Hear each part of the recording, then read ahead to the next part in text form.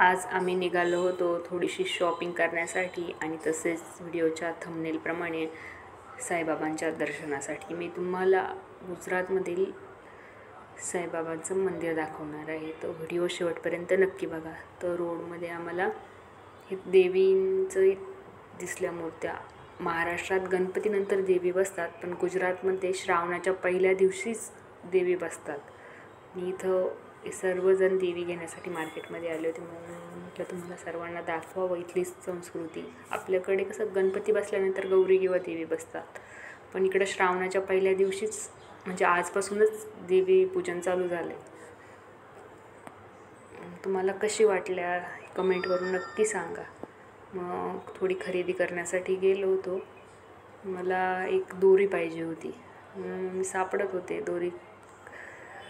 तसंच एक कप घ्यावा म्हटलं, कारण मुलाने तर काचेचा कप तोडून टाकला, मग प्लास्टिकचा.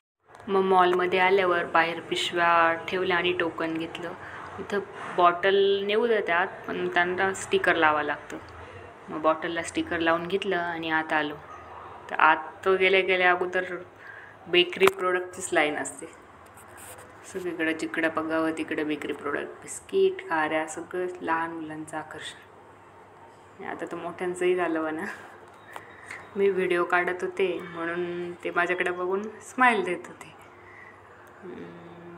मग आमची खरेदी करून झाली आणि मग त्यांना एक गॉगल घ्यायचा होता, म्हणून त्या सेक्शनमध्ये गेलो. मग ते ट्राय करून दाखवत होते. म्हटलं तुमचा फोटो काढते. मग म्हटलं आलो आहेस तर चला सात्विकसाठी एखादी खेळणी बघू. ते बघत होते, त्याला पण करून दाखवत होते. बघ अशी वाजती, घ्यायची का तुला ही? तो हसत होता. त्याला काय एवढं कळतं म्हणा, लहान मुलांचं तर काय जे नवीन दिसलं ते घ्यायचंच असतं. आमची खरेदी झाली आणि मग आम्ही निघालो साईबाबा मंदिराकडे.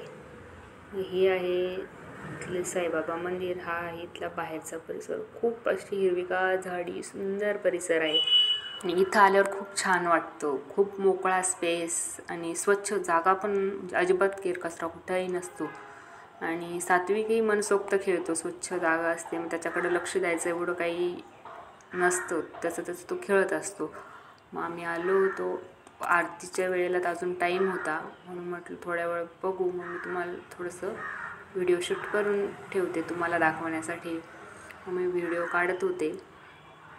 तर इथे बघा हे प्रसाद तयार झाला होता. मग बाबांना आणि गणपती त्यांना दाखवायला प्रसाद ठेवायला घेऊन चालले होते. प्रसाद 1 तास अर्धा तास अगोदरच ठेवत्या आरतीच्या अगोदर, आणि मग तो प्रसाद सगळ्या ह्याच्यात मिक्स करून मग सगळे जे आरतीला आलेले होते नंतर प्रसाद वाटतात त्यांना. तर एवढं काही उंचावर नाही आहे मंदिर, थोड्याशा पायऱ्या आहे. तो गणपतीला बघा प्रसाद ठेवले आहेत द्रोणमध्ये. मी गणपती बाप्पाचं दर्शन घेतलं आणि मग अजून तर काही एवढी गर्दी नाही, पण भरपूर गर्दी होती इथं पण. हे आहे इथील साईबाबा मंदिर. कसं वाटलं तुम्हाला कमेंट करून नक्की सांगा. आणि इथे आणखी एक गोष्ट तुम्हाला दाखवते मी. बघा ते ना, तो पुस्तकं ठेवलेली आहे साईबाबांची.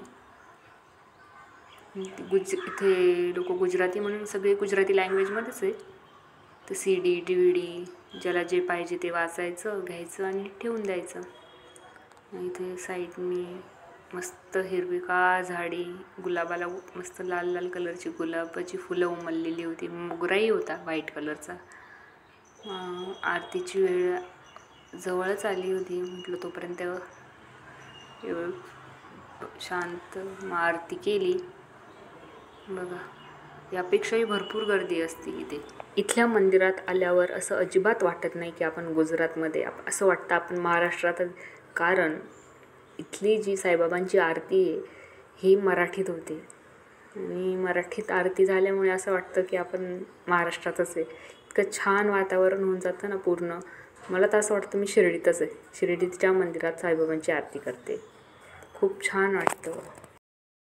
अशीच नवनवीन माहिती पाहण्यासाठी चॅनलला सबस्क्राईब करा आणि फॉलो करा. व्हिडिओ शेवटपर्यंत बघितल्याबद्दल धन्यवाद. श्री स्वामी समर्थ. ओम साईराम.